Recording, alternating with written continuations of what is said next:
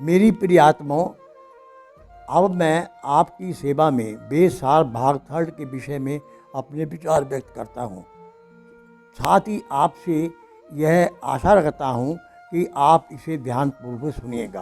प्रभु प्रतिपादन। महर्षि दयानंद ने अपनी सारी मान्यताओं का आधार वेदों को स्वीकार किया है। इन्हीं मान्यताओं को वैदिक साहित्य के परिणामों द्वारा सत्य प्रकाश, ऋग्वेद, भाष्य, भूमिका आदि ग्रंथों में पुष्ट किया और इनके सारे विचारों का सार उनके द्वारा स्थापित आर्य समाज के 10 नियमों में किया गया। अतः महर्षि दयानंद का उद्घोष था, वेदों का मुख्य विषय ईश्वर का प्रतिपादन ही है। इसी कारण उन्होंने वेदों के भिन्न गुणों का उल्लेख आर्य समाज के दूसरे नियम में किया, जिसका आधार वेद है। अतः ईश्वर के भिन्न मुख्य गुणों का साक्षात्कार अधोलिखित पंक्तियों में किया जाता है। सच्चिदानंद। प्रकृति केवल सत्य है, आत्मा असत्य एवं सच्चित स्वरूप है, परंतु परमात्मा सच्चित आनंद स्वरूप है। इस प्रकार प्रकृति के पास केवल एक गुण है, आत्मा के बाद 2 गुण है, परमात्मा के 3 गुण। आनंद केवल परमात्मा के पास ही है। जैसे प्रदीपता, कृतवा, बभूथ, भवो, विबाना, पिता पुत्र से। ऋग्वेद 1:69 वह सत्य स्वरूप विद्वानों, सूर्य आदि का उपासक, पालक एवं परमात्मा है। नंबर 2 निराकार। वेदों में कहीं पर भी परमात्मा के साकार का रूप प्रतिपादन नहीं किया गया। अतः परमात्मा का निराकार रूप ही वेदों में वर्णित है, क्योंकि वह सत्य, रज, तन तीनों गुणों से रहता है। इस कारण उसकी कोई भी मूर्ति नहीं हो सकती। जैसे ना तस्य प्रतिमा अस्ति यस्य माम महदस्य, यजुर्वेद 32:3। उस परमात्मा की कोई प्रतिमा नहीं, उसका नाम एवं यशी महान है। नंबर 3 सर्वशक्तिमान।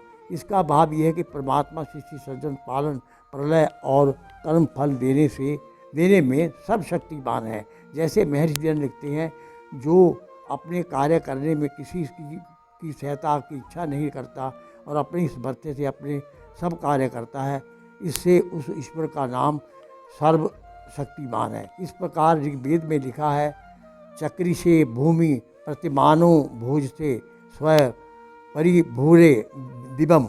ऋग्वेद 1:52-12। सर्वव्यापक परमात्मा अपनी शक्ति से भूमि की रचना करता है। नंबर 4 न्यायकारी। परमात्मा न्यायकारी है, क्योंकि उसका पक्षपात रहित धर्म करने का स्वभाव है। जैसे शन्नो मित्र, शन्न वर्ण, शन्नो भवतुर्मा। यजुर्वेद 36:9। वह परमात्मा न्यायकारी है। नंबर 5 दयालु। न्यायकारी के साथ परमात्मा दयालु, क्योंकि वह अन्यायकारी है, इसी कारण वह दयालु है। नंबर 6 अजन्मा। परमात्मा जन्मा है, उसका कभी भी जन्म नहीं होता, क्योंकि वह जन्म के बिना सृष्टि की उत्पत्ति, पालन और प्रलय करता है। जैसे अजो ना साक्षर धाधार पृथ्वी तस्यव व्या मंत्र भी सत्य। ऋग्वेद 1:63। वह जन्मा परमात्मा अपने अबाधिक विचारों से सारी पृथ्वी आदि को धारण करता है। अनंत। परमात्मा अनंत है, इसी कारण उसे उपनिषदों में नेति नेति अर्थात यह नहीं कहकर पुकारा गया है। ना यस्य देवता ना मर्ता आप सज सबो आत्म बपु। ऋग्वेद 105। इसके बल का अंत कोई प्राप्त नहीं कर सकता, अर्थात वह अनंत है। नंबर 8 निर्विकार। वह विकार रहित है, अतः वह पूर्व ऋषियों का प्रेरणा स्रोत है। अतः उसे शुद्ध स्वरूप का स्वतंत्र दार्शनिक जगत में प्रतिपादन हुआ। अनादि। निर्विकार होने से परमात्मा अनादि है और उसका कोई आदि और अंत नहीं है। अनुपम। नंबर 10 अनुपम। उसको इस संसार का पिता अनेक मंत्रों में कहा गया, क्योंकि उसके समान शक्ति संपन्न अन्य कोई नहीं है। अतः वह अनुपम है। जैसे ना अथवा अन्यो दिव्य, ना पार्थवो, ना जातो, ना जनिस्ते। ऋग्वेद 7:32-23। परमात्मा के समान कोई ना जन्मा है ना जन्मेगा। नंबर 11 सर्वाधार। वह अनुपम इसलिए है क्योंकि वह सारे ब्रह्मांड का आधार है। जैसे सैधारा पृथ्वी द्याऊ द्याऊ मते कस्य देवाय विषा विदेव, ऋग्वेद 10:121। वह परमात्मा पृथ्वी और दो लोग दोनों का आश्रय है। वह इस सब का आधार है। सर्वज्ञ यानी वेदों में उसे सर्वज्ञ कहा गया क्योंकि उसका ज्ञान अनंत है और कुछ विद्वान उसे त्रिकालदर्शी भी कहते हैं। नंबर 6 आत्म प्रतिपादन। शरीर से भिन्न चेतन स्वरूप। वेदों में आत्मा शरीर से भिन्न स्वरूप वर्णित की गई। जैसे रुचि सरो अमृतो च दतो हाथो युधो अभित स्वैत सैधारी पृथ्वी रजो बमना देवताना हबीषा विभाषी, ऋग्वेद 1:58। वह आत्मा चेतन स्वरूप कर्म फल का भोगता मन और शरीर आदि का धारण करने वाला है। जब कोई व्यक्ति कहता है कि मेरा शरीर है, यह मेरा मकान है, ये मेरे स्वजन है, इसका भाव है शरीर और आत्मा अलग अलग है। आत्मा का भाव है मैं। जैसे अहम इंद्रनाथ शरीरम, मैं आत्मा हूँ न कि शरीर। अनादि। वेदों में आत्मा को अजर अमर और अनादि नाम से पुकारा गया। शरीर के नाश होने से आत्मा का नाश नहीं होता। आत्मा व शरीर का संयोग का नाम जन्म है और आत्मा व शरीर के वियोग का नाम मृत्यु है। जैसे हरि ने अपनी पुस्तक आत्मा में लिखा है, इट इज़ क्लियर दैट वैदिक poets believed in survival of the मॉर्टल principle of man even after destruction of मॉर्टल body. ये स्पष्ट है कि वैदिक कवि क्षणभंगुर मानव शरीर से नष्ट हो जाने के पश्चात भी आत्मा के शाश्वत सिद्धांत के अस्तित्व को स्वीकार करते हैं। अल्पज्य। आत्मा एक देश है एवं अल्पज्य है, पर परमात्मा सर्वज्ञ है। आत्मा परमात्मा के दो सत्ताएं हैं। जैसे यम क्षय यज्ञ द्रुम्ना निष्ठो मर्त्य स्वतः वर्तमान, ऋग्वेद 6:9-4। ये शरीर में दो चेतन नित्य पदार्थ है। आत्मा परमात्मा दोनों में एक अल्पज्य है और परमात्मा स्वज्ञ है। नंबर 4 स्वतंत्रता और भोगता। प्रत्येक व्यक्ति कर्म करने में पूर्ण स्वतंत्र है, परंतु कर्म फल भोगने में स्वतंत्र है, क्योंकि कर्म फल उसे प्रभु की न्याय व्यवस्था के अनुसार मिलता है। यहाँ तक कि आत्मा को ऋग्वेद में होता आदि कर्म भोगता कहा गया। नंबर 7 प्रकृति पादन। रक्त निर्माण के तीन कारण होते हैं। नंबर 1 निमित्त कारण एफिशिएंट कॉज। इसका भाव है कि जो जगत को बनाने वाला है, परमात्मा जगत निर्माता होने के कारण ही इसका निमित्त कारण है।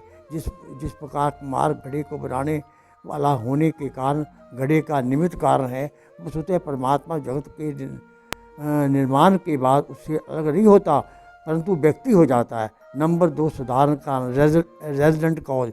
इसका भाव है कि जो बनाने में साधन और प्रयोजन है, उसके लिए जगत निर्माण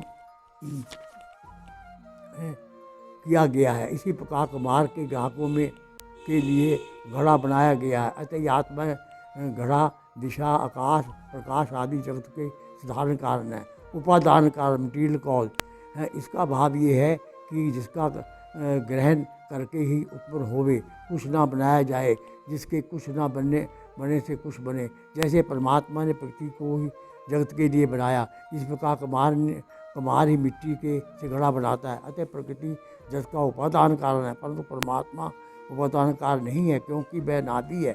उपयुक्त जगत निर्माण के 3 कारणों के कारण ही वेदों का त्रेतवाद यथार्थवादी है।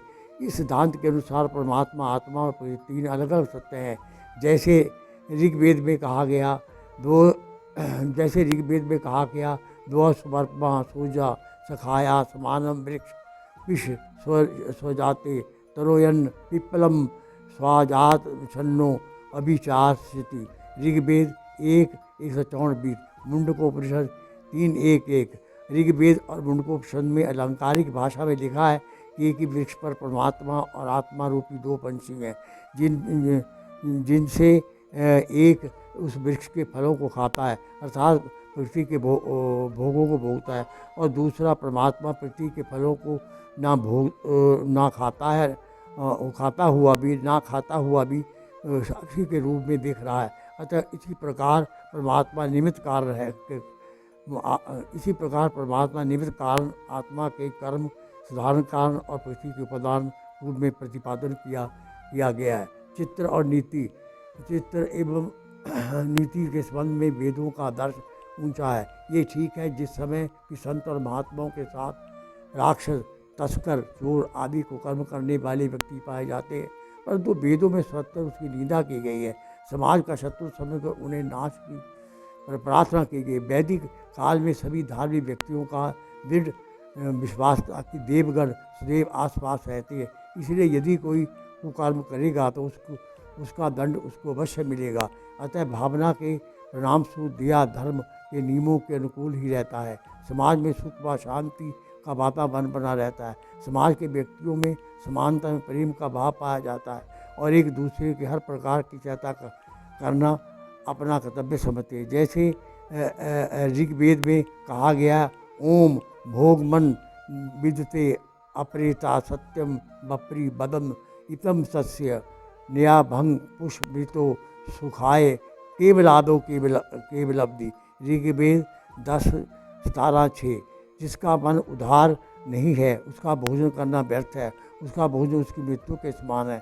जो ना तो देव गण को परोपकारार्थ है और ना ही मित्रों को देता है, जो स्वामी भोजन करता है वह पाप खाता है। इससे प्रतीत होता है कि वस्तुतः वेदों में तत्कालीन धार्मिक, सामाजिक, आर्थिक स्थितियों का जो चित्र एवं नैतिक मापदंड था वह बहुत ही ऊंचा था। लोगों में त्याग की भावना कुछ कोटि की थी पाई जाती थी। महर्षि पराशर ने एक जीवन की एक घटना उल्लेखनीय है। एक बार महर्षि पराशर जी अपने आश्रम में बैठे हुए थे। वे पास ही उसके शिष्य बैठे हुए थे। उनके शिष्य मैत्री ने पूछा, भगवान इस संसार में नंगा कौन है? सवाल बड़ा अद्भुत था। हमें भी ये अद्भुत लगता है, क्योंकि शिष्य का अपने गुरु से इस प्रकार का प्रश्न पूछना अद्भुत लगता है। सभी जानते हैं जिस व्यक्ति ने वस्त्र नहीं डाले उसे नंगा कहा जाता है, परंतु मैत्रेय के प्रश्न को सुनकर महर्षि पराशर जी बहुत गंभीर हो गए और कुछ क्षणों के लिए चिंतन की गहराई में उतर गए। कुछ देर के पश्चात आंखें खोली और कहा, संसार में त्रिविद्या के नाम से 4 वेद प्रसिद्ध है। हे मैत्रेय, जो इन वेदों का स्वाध्याय नहीं करता वह इस संसार में नंगा है, इस संसार में नंगा है। अंततः इतना ही कहना काफ़ी होगा कि वेद मानवता के आदि धर्म ग्रंथ हैं। जैसे मैं श्रोतागण से विशेष आग्रह करूंगा कि ये पंक्तियाँ बड़े ध्यान से सुनिएगा, क्योंकि इसमें वेदों का सार निहित है। जैसे नदियों में गंगा, वृक्षों में पीपल, दही में मक्खन और पशुओं में गाय श्रेष्ठ है, उसी प्रकार संसार के विभिन्न विद्वानों एवं गिन्नी बुक्स और वर्ल्ड रिकॉर्ड ने भी इन्हें संसार के प्राचीनतम एवं श्रेष्ठतम ग्रंथ घोषित किया। संसार में वेद मंत्रों से बढ़कर कोई वस्तु नहीं और यज्ञ से बढ़कर कोई पावन दृश्य नहीं। वेद की ऋचाएँ सार्वभौमिक, सार्वकालिक और सुंदरतम है। इसकी वाणी ईश्वरीय है, दिव्य व कल्याणकारी है। अतः यजुर्वेद में लिखा है, वेदों के पढ़ने और सुनने का अधिकार मानव मात्र को है। 26:2 जागो, मैं श्रोतागण से निवेदन करूँगा, जागो, उठो, समझो और वेद संदेश जन तक पहुँचाओ, क्योंकि संसार को आज तक वैदिक धर्म के बख्शता है। एक हिंदी कवि ने कितना सुंदर लिखा है, पूर्ण वह परमात्मा सत्य ज्ञान का भंडार है, पूर्ण वेदों में किया सत्य धर्म का विस्तार है। जैसे दो और दो के मिलने से बनता है 4, उसी तरह वैदिक ज्ञान का सत्य आधार है। इसी प्रकार वेद प्रकाश शास्त्री ने भी अपनी कविता में वेद पढ़ो ज्ञान को, वेदों के सारा अमृत को गागर में सागर भर दिया। मैं श्रोतागणों से निवेदन करता हूँ कि इसको ध्यानपूर्वक सुनेगा। कविता का शीर्षक है, पढ़ो वेद का ज्ञान। पढ़कर वेद का ज्ञान मिटा दो ज्ञान अरे नादान। अग्नि वायु उठे ऋषि महान, आदित्य हुए विद्वान, जिन्हें मिला प्रथम वेद का ज्ञान। पढ़ लो वेद का ज्ञान अरे नादान। आदि ग्रंथ वेद कहलाता, ब्रह्म ज्ञान और मुक्ति दाता। अन्य पंथों का मत करो गुमान, पढ़ो वेद का ज्ञान अरे नादान। ईश्वर है सृष्टि रचता, भोगी जीव कर्म कर्म है करता, प्रकृति भोग्य निदान, प्रति भोग्य निदान, पढ़ो वेद का ज्ञान अरे निदान।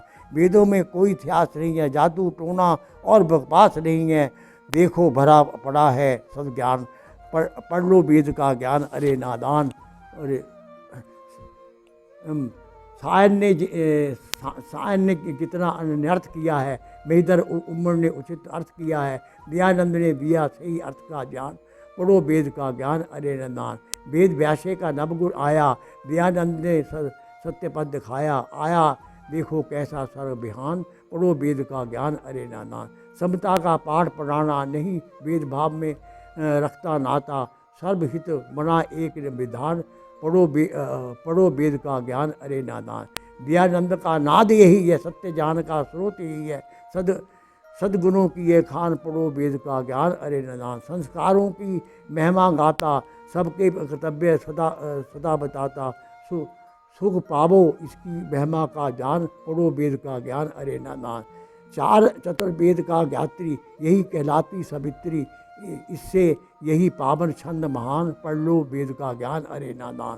प्रभु का नाम गुणों के अनुरूप, यह सच्चित आनंद आनंद स्वरूप, प्रमुख ओम नाम को जान, पढ़ लो वेद का ज्ञान अरे नादान। परमेश्वर है रूप निराकार, कभी न लेता यह अवतार, घट घट में उसको व्यापक जान, पढ़ लो वेद का ज्ञान अरे नादान। पापों से यह विदा नहीं है, विकारों से ये भरा नहीं है, वेद में किया नहीं बखान, पढ़ लो वेद का ज्ञान अरे नादान।